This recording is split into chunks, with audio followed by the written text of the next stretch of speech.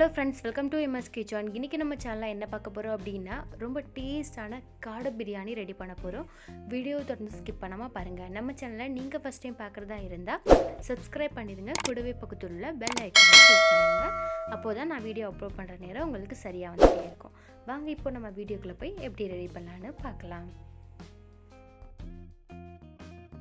Biryani ready பண்ணுறதுக்கு first நம்ம 3 காடை வாங்கிக்கிட்டோங்க. நான் வந்து இதுக்கு 3 காடை தான் எடுத்திருக்கேன். இப்போ இந்த காடையை நல்லா க்ளீன் பண்ணிவிட்டு எடுத்து வச்சுருக்கேன். இது கூட தேவையான அளவுக்கிட்ட நம்ம வந்து இப்போ உப்பு ஆட் பண்ணிக்கலாம். இதெல்லாம் சேர்த்து நம்ம ஊற வைக்க போகிறோம். அதனால் தேவையான அளவுக்கிட்ட உப்பு ஆட் பண்ணிக்கலாங்க. உப்பு சேர்த்ததுக்கப்புறம் தேவையான அளவுக்கிட்ட நம்ம இது கூட மஞ்சள் தூள் ஆட் பண்ணிக்கலாம். 1/4 ஸ்பூன் கிட்ட மஞ்சள் தூள் சேர்த்துருக்கேன். இது கூடவே காரத்துக்கு தகுந்த மாதிரி மிளகாய் தூள் ஆட் பண்ணிக்கலாங்க. மிளகாய் தூள் கொஞ்சம் கூடுதலாகவே ஆட் பண்ணிக்கலாம். மிளகாய் தூள் ஆட் பண்ணதுக்கப்புறம் இது கூட இஞ்சி பூண்டு பேஸ்ட் ஆட் பண்ணிக்கலாம். நான் வந்து பிரியாணிக்காண்டி இஞ்சி பூண்டு அது கூட பட்டை கிராம்பு இதெல்லாம் சேர்த்து மிக்ஸ் பண்ணி அரைச்சிருந்தேன். இப்போ அந்த பேஸ்ட்டு தான் நான் இது கூட ஆட் பண்ணியிருக்கேன். ஒரு 1/4 ஸ்பூன் கிட்ட சேர்த்துருக்கோம். அடுத்து நம்ம இது கூட தேவையான அளவுக்கிட்ட தயிர் ஆட் பண்ணிக்கலாங்க. தயிர் ஆட் பண்ணதுக்கப்புறம் இது எல்லாத்தையும் ஒன்றா சேர்த்து மிக்ஸ் பண்ணிக்கோங்க. மிக்ஸ் பண்ணிவிட்டு ஒரு 15 நிமிஷம் நீங்கள் வந்து அப்படியே ஊற வச்சுருங்க. இது வந்து நல்லா ஊறட்டும். இது வந்து இப்போ நல்லா ஊறிடுச்சுங்க. நல்லா ஊறினதுக்கப்புறம் நம்ம வந்து இதை பொரிச்சு எடுத்துக்கலாம். அதனால் நான் ஒரு கடாயில் தேவையான அளவு ஆயில் சேர்த்துருக்கேன். இப்போ நம்ம ஒவ்வொரு கடாயாக நம்ம ஆயிலில் ஆட் பண்ணிக்கலாம். சேர்த்து இதை கொஞ்சம் நேரம் நம்ம வேக வச்சுட்டு எடுத்துக்கலாங்க. அப்போ தான் நம்ம பிரியாணியில் ஆட் பண்ணும்போது அது வந்து நல்லா உடையாமல் நல்லா சூப்பராக இருக்கும். இது வந்து லைட்டாக வேக வச்சாவே போதும். ரொம்ப நேரம்லாம் நம்ம வேக வைக்க தேவையில்லைங்க. இப்போ இதை 3ஐயும் நம்ம வேக வச்சுட்டு எடுத்துக்கலாம். இப்போ இந்த மாதிரி அது ரெடியானதுக்கப்புறம் நம்ம வந்து இதை வந்து தனியாக எடுத்து ஒரு பிளேட்டில் எடுத்து வச்சுக்கலாங்க. அடுத்து நம்ம குக்கர் எடுத்துக்கலாம். அதில் வந்து நான் வந்து தேவையான அளவு ஆயிலும் அது கூட நெய்யும் ஆட் பண்ணியிருக்கேன். நெய் வந்து சேர்த்ததுக்கப்புறம் ஆயில் வந்து நம்ம ஏற்கனவே வந்து காடை வந்து பொரிச்சு எடுத்தோம்ல அந்த ஆயில் தான் நான் இது கூட ஆட் பண்ணியிருக்கேன். அது சேர்த்ததுக்கப்புறம் இது கூட வெங்காயம் சேர்த்துருக்கோம். வெங்காயம் சேர்த்துட்டு இப்போ நல்லா வதக்கிக்கலாம்.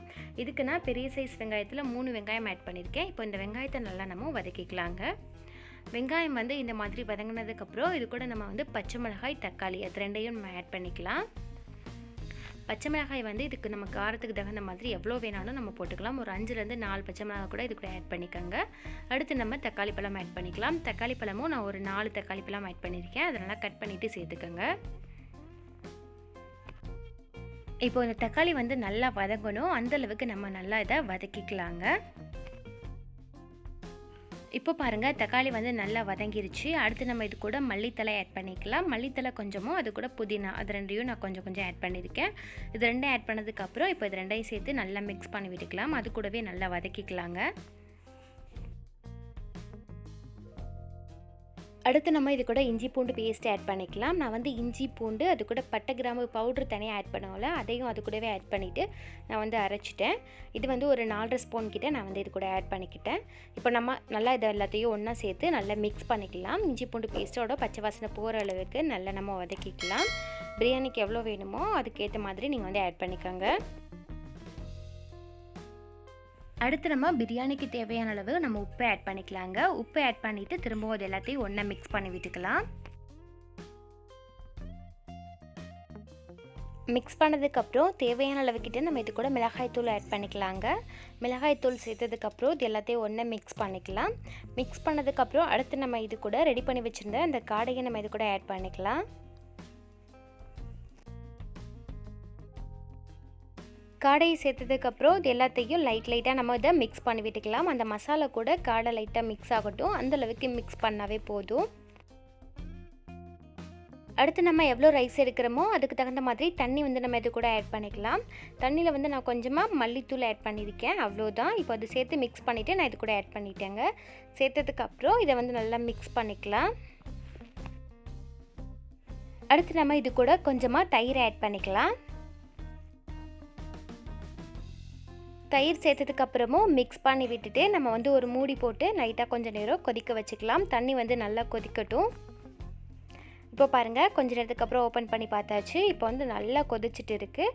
இந்த மாதிரி கொதிச்சதுக்கப்புறம் நம்ம வந்து ரைஸ் வந்து நம்ம இது கூட ஆட் பண்ணிக்கலாம். நம்மள எவ்வளோ ரைஸ் எடுத்து வச்சுருக்கோமோ அந்த ரைஸை வந்து நம்ம இது கூட ஆட் பண்ணிக்கலாங்க. ரைஸ் சேர்க்கும் போது நீங்கள் வந்து கொஞ்சம் நேரம் ஊற வச்சுட்டு சேர்த்துக்கோங்க. அதை நல்லா அலசிட்டு லைட்டாக ஊற வச்சுட்டு இது கூட ஆட் பண்ணிக்கோங்க. இது கூடவே கொஞ்சமாக லெமன் ஜூஸ் ஆட் பண்ணிக்கலாங்க. நான் வந்து ஒரு 1/2 லெமன் கிட்ட நான் இது கூட ஆட் பண்ணியிருக்கேன்.